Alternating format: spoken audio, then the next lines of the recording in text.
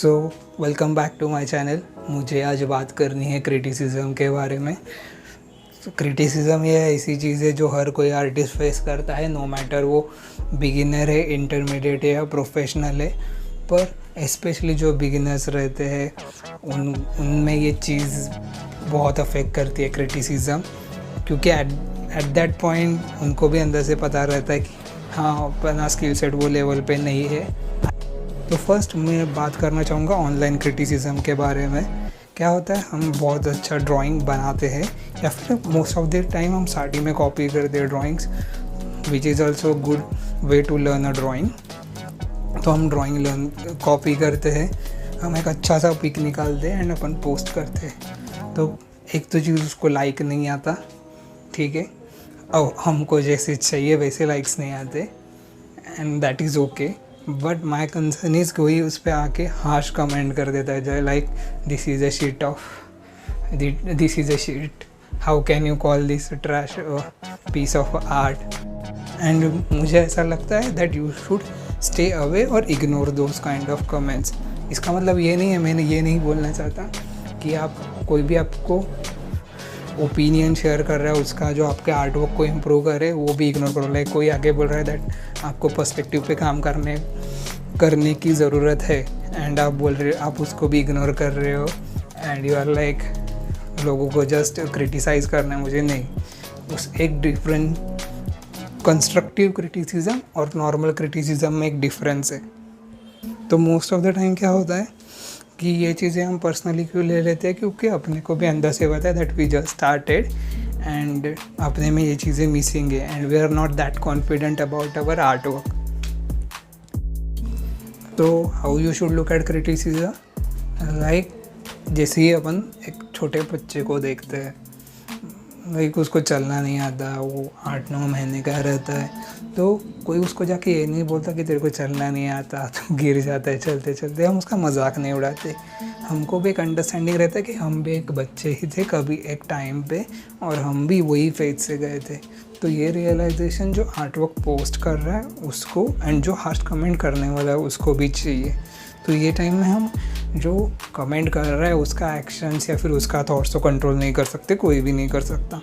तो जो कोई आर्ट वर्क पोस्ट कर रहा है, लाइक आप पोस्ट कर रहे हो, तो आपको एक अंडरस्टैंडिंग चाहिए कि ये कमेंट मेरे बारे में पर्सनली कुछ नहीं कहता। शायद से जो कमेंट कर रहा है वो अच्छा आर्टिस्ट हो भी, बट मे बी वो ये चीज़ भूल गया है शायद से कि वो भी एक टाइम पे उतना ही ड्राइंग में अच्छा नहीं था जितना आप नहीं हो भी। एंड ये आपका करंट स्किल सेट है आर्ट का, लाइक ये करंट पॉइंट है, नॉट नेसेसरली कि आप ज़िंदगी भर वही प्लेन प्लेटो पे रहोगे। ये करंट स्किल सेट्स है आपका स्किल्स। अगर आप यही वो कमेंट को देख के रुक गए तो वही लेवल पे रहेगा, पर if you keep moving ahead आपका स्किल सेट्स इम्प्रूव होगा, डेफिनेटली इम्प्रूव होगा। तो वही चीज़ मुझे कहना है कि be kind to yourself and be kind to others. कि अगर कोई आपको हार्श कमेंट कर रहा है आपके आर्ट वर्क पे या फिर आपके ड्राइंग पे, तो फिर ये मत सोचो कि वो रियलिटी है मेरे बारे में। नहीं, शायद से जो कमेंट कर रहे हैं वो भी एट अ पॉइंट आपके स्टेज पे ही था, या फिर यू डोंट इवन नो, वो आर्टिस्ट भी नहीं रहेगा शायद से। He is just another person who is looking at your art and there can be a possibility that he don't know anything at all about art. और एक जगह criticism I can find जो ज़्यादा मैटर करता है, अगर वो अपना आर्ट टीचर से आया। Like I am very lucky कि मेरे आर्ट टीचर बहुत काइंड थे and he was very humble and passionate and he always encouraged everyone. But there can be a possibility कि शायद से वैसे आर्ट टीचर आपको ना मिले। So there are chances that you will find an art teacher who is ripping off your drawing in front of a class, और वैसा environment आपके लिए बहुत बहुत बहुत टॉक्सिक है। तो आई विल सजेस्ट कि अगर आपके लिए पॉसिबल है तो वो क्लासरूम से या फिर वो क्लास से दूर रहो या फिर निकल जाओ उधर से जितना जल्दी होगा, क्योंकि even if you continue there and आपका स्किल सेट भी इम्प्रूव हो गया एट अ सर्टेन पॉइंट, तो it will take out your humanity out of you. So वो टाइम पे क्या होगा, for example like a language, हमें लैंग्वेज का फंडामेंटल्स क्यों मालूम होना चाहिए या ग्रामर क्यों मालूम होना चाहिए, ताकि जो भी हमको फील हो रहा है वो हम कम्युनिकेट कर पाए अच्छे से. अगर समझो सिर्फ उधर फीलिंग है और ग्रामर नहीं है तो आप कम्युनिकेट नहीं कर पाओगे अपना फीलिंग्स. और समझो अगर उधर सिर्फ ग्रामर है पर फीलिंग्स नहीं है तो आप क्या कम्युनिकेट करोगे. Same as art, technicalities are grammar, feeling is your emotional state. तो आप ये दोनों चीज़ कंबाइन करके क्या प्रोड्यूस करते हो, beautiful art work which communicate certain things. तो आपको ऐसा एनवायरनमेंट में नहीं रहना जिधर आपको दोनों में से कोई एक चूज़ करना पड़े, लाइक फीलिंग्स चूज़ करूँ या फिर मैं टेक्निकलिटीज चूज़ करूँ. आपको दोनों चीज़ों की ज़रूरत पड़ेगी to produce a beautiful art. Don't sacrifice your emotional state for your technicalities, and don't sacrifice your technicalities also for your emotional state. एक बैलेंस नाम का बहुत ब्यूटीफुल वर्ड है. I think you should look for that, जहाँ पे you can enjoy both things, you can get the best of both world, and वो बहुत sustainable भी होगा. और एक जगह है क्रिटिसिज्म, एंड आई थिंक वो बहुत डिफ़िकल्ट होगा वो जगह अवॉइड करना. That is family. Like in the and आप कहाँ जा पाओगे, like it is your home, right. आपके साथ आप वो लोगों के साथ रहते हो 24/7, एंड अगर at that point you have a people who is not supporting your art work, तो वो बहुत डिफ़िकल्ट हो जाएगा एक पर्सन के लिए टू परस्यू सच थिंग्स. क्योंकि इन द एंड फैमिली होता है, लाइक आप उनके साथ 24/7 हो. अभी लॉकडाउन है तो स्पेशली लॉकडाउन में हम 24/7 उनके साथ है.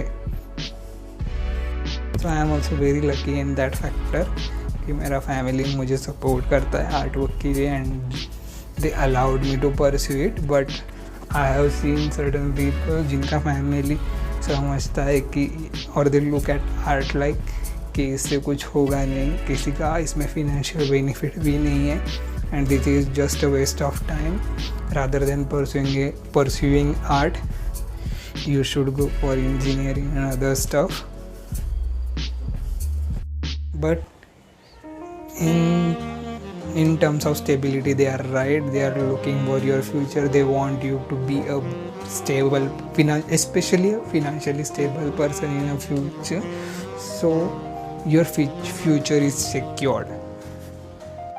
So what I will suggest that you should do, you should sit with your parents and try to convince them, have a talk with them rather than blaming each other, क्योंकि एक दूसरे को blame करके उसमें से कुछ output नहीं निकलेगा. एंड उसके बाद भी if they are damn sure कि आप कोई स्टेबल करियर ही चूज़ करो, you should I think agree with them, because हम घर छोड़ के भागने का सजेस्ट मैं किसी को भी नहीं करूँगा. You should agree with them, get an education, get a job in that field, and वो जॉब से जो भी आपको सैलरी आएगा, use that salary, save some salary, and उसका कुछ पोर्शंस आप यूज़ कर सकते हो to learn different courses of art, या फिर आपका art supplies, like you can support yourself. Like I think our generation is too much benefited from the internet. You can have much better tutorial on YouTube. अगर आपको drawing सीखना है या फिर you want to pursue art, आपको BFA and उसमें enrol करने का ज़रूरत नहीं है. Those are very expensive courses, and आपको पता भी नहीं है उधर आपका फैकल्टी कौन है और कैसा सिखाएगा. But if you look at YouTube, आपने वो आर्टिस्ट का काम देख सकते हो. आपको पता है कि वो आर्टिस्ट कौन से प्रोजेक्ट्स पे काम किया है एंड किसकी क्लाइंट के साथ काम किया है. And they also have premium courses on other website like Gumroad और डोमेस्टिका, और दे हैव अ पेट्रियन. तो आप वो सैलरी के साथ you can have those courses.